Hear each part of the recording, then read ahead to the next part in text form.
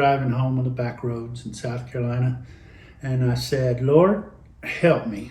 I am miserable. I do not like what I'm doing. And when I got home, I could hear my phone ringing on the inside of the house. Now, this was before smartphones. I'm sure cell phones were out, but everybody had a landline. I ran into the house, I picked up the phone, and Jill Rose of Datastream says, Tony, we have your resume from 18 months ago. Are you still interested in a job? And I said, yes. And that is where the story begins. I fell in love with MP2, Datastream's product. And then I considered the MP5 people, which is now known as EAM. Those were the big kids. Those were the popular kids. And I wanted to learn MP5. And so finally, I got the opportunity to learn MP5. My first day of training in MP5 was 911. You know what happened on 911. Needless to say, we didn't get a lot of training done over the next 2 weeks. So I learned real quick that MP5 was the kind of product or software that you had to spend time in it.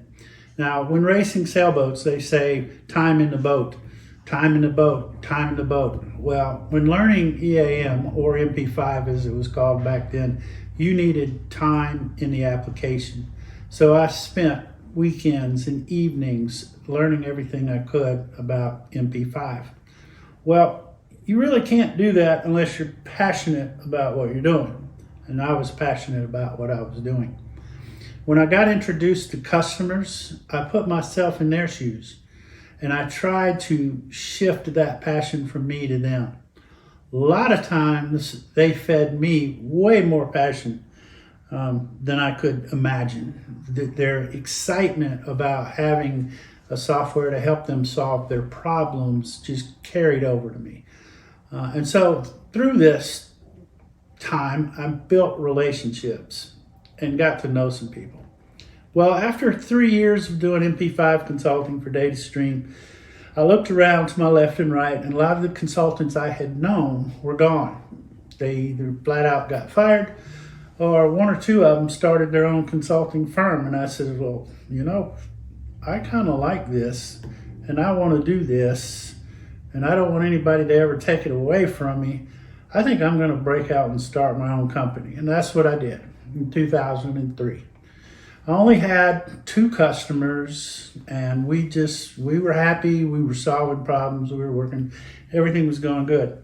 But then I think I got hit by lightning in 2011. Just kidding. Something hit me in the head and said, grow your business.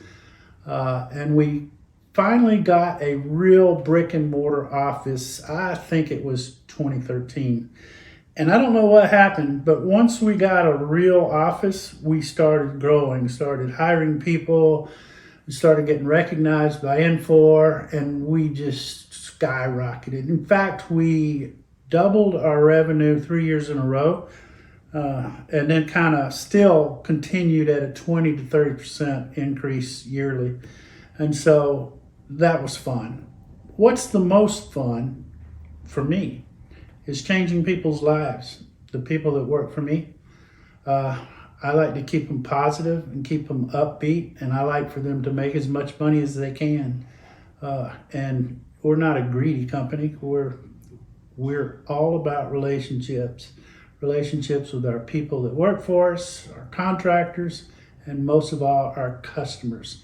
And then, of course, HxGN. The HxGN people, mostly we're Infor people, so they're part of the family and always have been, probably always will be.